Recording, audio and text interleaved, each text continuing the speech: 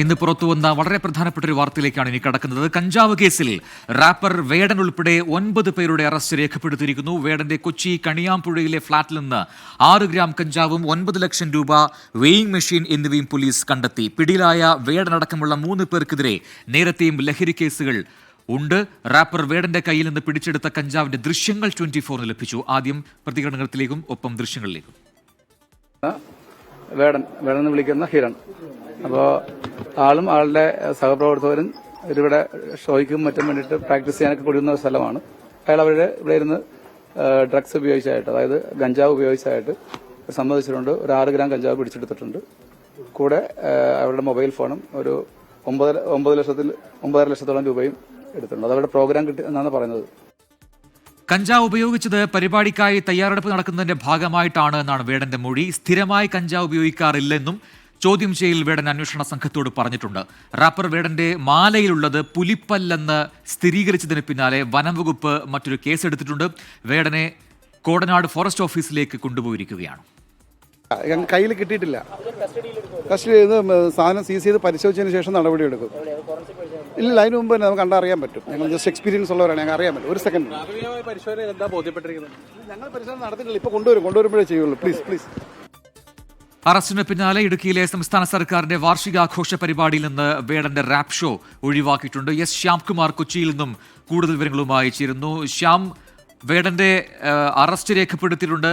അതിനിടെ ഏറ്റവും ഒടുവിൽ പുറത്തു വന്ന വാർത്ത ഈ മാലയിൽ പുലിപ്പല്ല് ഉപയോഗിച്ചു എന്നൊരു കേസ് കൂടി വനംവകുപ്പിന്റെ ഭാഗത്തുണ്ടായിട്ടുണ്ട്. അതിന്റെ ഭാഗമായിട്ടുള്ള നടപടികളിലേക്ക് കടക്കുകയുമാണ് വനംവകുപ്പ് ഉദ്യോഗസ്ഥർ എന്ന് മനസ്സിലാക്കാൻ കഴിയുന്നു. എന്താണ് ഈ ലഹരി കേസുമായി ബന്ധപ്പെട്ട്, ഈ കഞ്ചാവ് ഉപയോഗിച്ച കേസുമായി ബന്ധപ്പെട്ട് പോലീസ് നൽകുന്ന വിവരങ്ങൾ എന്താണ്? സ്ഥിരമായി കഞ്ചാവ് ഉപയോഗിക്കാറില്ല എന്ന് പറയുമ്പോഴും ഈ വെയിങ് മെഷീൻ അടക്കം ഈ ഫ്ളാറ്റിൽ നിന്നും കണ്ടെടുത്തിട്ടുണ്ടല്ലോ. എന്താണ് നമുക്ക് മനസ്സിലാക്കാൻ കഴിയുന്നത്?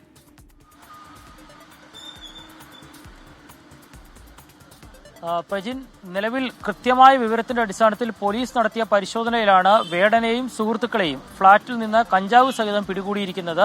ഇയാൾ പോലീസിന് നൽകിയ മൊഴിയിലാണ് സ്ഥിരമായി ഇയാൾ കഞ്ചാവ് ഉപയോഗിക്കാറില്ല എന്നും പക്ഷേ ഉപയോഗിക്കുന്നത് കഞ്ചാവ് വല്ലപ്പോഴും ഉപയോഗിക്കാറുണ്ട് എന്നും പറഞ്ഞിരിക്കുന്നത്. അവിടെ നിന്നാണ് ഈ വെയിങ് മെഷീൻ അടക്കം കണ്ടെത്തുകയും ചെയ്തിരിക്കുന്നത്. ഏതായാലും നിലവിൽ കഞ്ചാവ് കേസിൽ ജാമ്യം കിട്ടുമെന്ന പ്രതീതി ഉണ്ടായതിന് പിന്നാലെയാണ് വേടന്റെ കയ്യിലുണ്ടായിരുന്ന മാല, അതിൽ പുലിപ്പല്ല് എന്ന് സംശയിക്കുന്ന വസ്തു പോലീസ് കണ്ടെത്തുന്നത്. ഇതോടെ പോലീസ് ഫോറസ്റ്റ് വിഭാഗത്തെ വിവരമറിയിക്കുകയായിരുന്നു. തുടർന്ന് കോടനാട് നിന്നെത്തിയ ഫോറസ്റ്റ് ഉദ്യോഗസ്ഥർ അത് പരിശോധിക്കുമെന്നും അറിയിച്ചു. ഇതിന് പിന്നാലെയാണ് ഈ വന്യമൃഗങ്ങളുടെ, അതും ഷെഡ്യൂൾ ചെയ്തിട്ടുള്ള വന്യമൃഗങ്ങളുടെ പല്ല്, നഖം എന്നിവ കൈവശം വെച്ചതിന് വേടനെതിരെ കേസെടുത്തിരിക്കുന്നത്. ഇനി കണ്ടെത്തിയ പല്ല് അല്ലെങ്കിൽ നഖം അത് പരിശോധിച്ച് അത് ഒറിജിനലാണ് എന്ന് ഉറപ്പുവരുത്തണമെന്നുള്ളതാണ് വനംവകുപ്പ് ഉദ്യോഗസ്ഥർ പറയുന്നത്.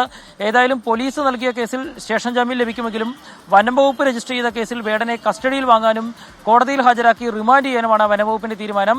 ഇപ്പോൾ നിലവിൽ വൈദ്യപരിശോധനയ്ക്കായിട്ട് തൃപ്പൂണിത്തുറ താലൂക്ക് ആശുപത്രിയിലാണ് വേടനെ കൊണ്ടുപോയിരിക്കുന്നത്. അവിടെ നിന്ന് തൃപ്പൂണിത്തുറ സ്റ്റേഷനിൽ കൊണ്ടുവരുമ്പോൾ കഞ്ചാവ് കേസിലെ നടപടിക്രമങ്ങൾ പൂർത്തീകരിക്കും.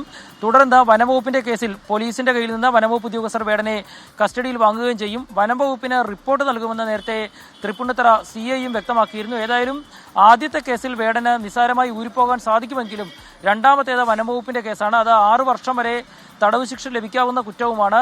അതുകൊണ്ട് തന്നെ വനംവകുപ്പിന്റെ പ്രത്യേക കേസുകൾ വിചാരണ ചെയ്യുന്ന കോടതിയിൽ ഹാജരാക്കും എന്നുള്ളതാണ് വനംവകുപ്പ് ഉദ്യോഗസ്ഥർ അറിയിച്ചിരിക്കുന്നത്. അതുകൊണ്ട് നാളെയാകും വേടനെ ഒരുപക്ഷെ കോടതിയിൽ ഹാജരാക്കുക. എസ് ശ്യാംകുമാറാണ് കൊച്ചിയിൽ നിന്ന് വിശദാംശങ്ങൾ നൽകിയത്.